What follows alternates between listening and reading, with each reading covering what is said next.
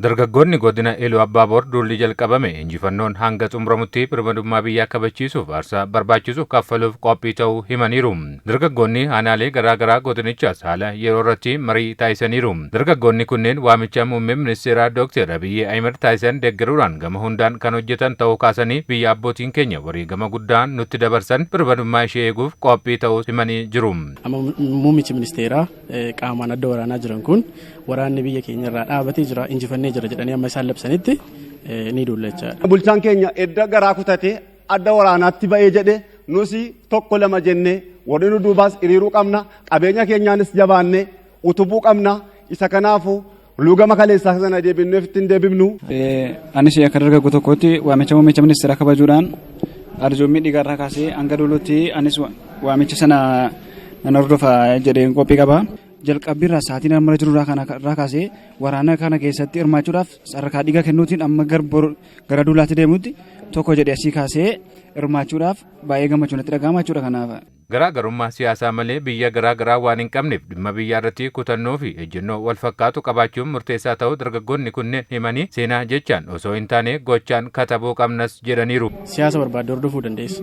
Sana gochuu kan dandeessu garuu dursa yoo biyya qabaatteedha. Siif galee biyyi ni barbaachisti. Amma biyya qabaachuuf dhiisuu irra jirra jechaadha. Sadarkaa sanarra geenyee jira. Dura biyya keenya walabummaa ishii ni mirkaneessina. Sanaan booda garuu abbaan barbaade siyaasa barbaade hordofuu danda'a jechaadha. Kanaaf dammaqaan jedhaan gama sooshaal miidiyaatiin illee dammaqaa gama tiwiitariitti illee makamaa odeeffannoo jiru sirriitti hordofaa. Ammalaa biyyi keenya jechuudha sadarkaa baduuf jiraachuudha miti kan ishiin ammarra jirtu kun soo biyya keenya oolchuudhaaf dammaqaa hundi keessanuu dammaqaan jechuun ni barbaada. Akkuma kanaan dura goone ammas seenaa keessatti darbee nu ga'e waan ta'eedhaaf injifannoodhaan akka baanu shakkii hin qabu. Kanaafuu nutis isaanuma faana hiriirre akka injifannoodhaan galuu shakkii hin qabu jechuudha. Hidhannees itti duunees abbootiin keenya lafeen jaraa itti cabee dhiigi jaraa itti dhangala'ee biyya keenya ijaaranii as hin gaane. Biyyi kun kan kooti, kan keetii, kan keenya hundaati. Bulchaan godina Iluu Abbaaboor obbo Ndaalkaachoo Tafarii injifannoo wareegama guddaan argame boodatti deebisuuf shira taasifamaa jiru kamuu saaxiluuf uummata waliin qindoominaan hojjetamaa jiraachuus himaniiru. Kaleessa Oromoon akka sabaatti eenyummaa isaa dhabaa ture, kabaja isaaf malu dhabaa ture, qabeenya isaa irratti hoogganaa ta'an ture, qabeenya isaa bulfataan turre. Kun injifannoon argameera.